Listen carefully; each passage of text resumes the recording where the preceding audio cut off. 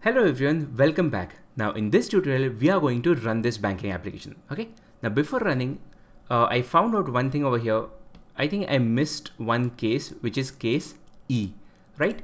Now as you can see, whenever the user enters E as the option, it won't find it over here. And as a result, it will display this message, which says invalid option, but actually E is a valid option, right? So I'll have to add a case over here. Case E, and then we'll display some message, probably a line of stars. Yes, and after that break. Okay, sorry. Yes, so now it's done, right? Okay, now we have to run this application. Now for running, we'll have to create an object of bank account. And as you can see, I've already created an object of bank account over here, and I've passed two values in its constructor. Okay, so what will happen is whenever I create an object, this constructor will be invoked and it will load these two values into these variables, right? So this is the customer name and this is the customer ID. And after that, I'm just invoking the show menu method. Okay, so let's run this program. And I've double clicked on this console to get a better view. Now let's run this.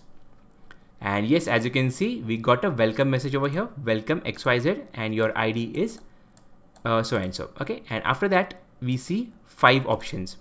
Now I'll just enter option A to see my balance. Now yes, as you can see, initially the balance is 0. Now I'll probably deposit some amount, so I'll enter B. And it is asking me to enter an amount, so I'll enter, let's say, 10,000. Now this amount is getting deposited, but we couldn't see the effect, so I'll just enter this D option, which says previous transaction.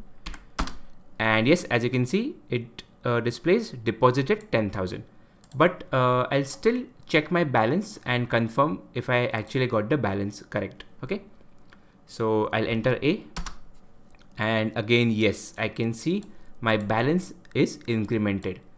So the amount actually got deposited into my account. Now I'll try to withdraw some amount. So for withdraw, we have option C. So I'll enter C, and then it will ask me how much amount I want to withdraw. Let's say 1,000. Okay, and again, I'll check the previous transaction by D, and it says withdrawn 1,000. Okay, and I'll check my balance. It should be 9,000, and yes, balance is equal to 9,000. So that's it. And at the end, I'll enter exit. Okay, so E. Thank you for using our services. And as you can see, this application works perfectly. So that's it, guys. In the next tutorial, I'll just tell you some of the tips which I want and some other reference books, and just conclude the course. Okay, so thank you for watching. See you in my next tutorial.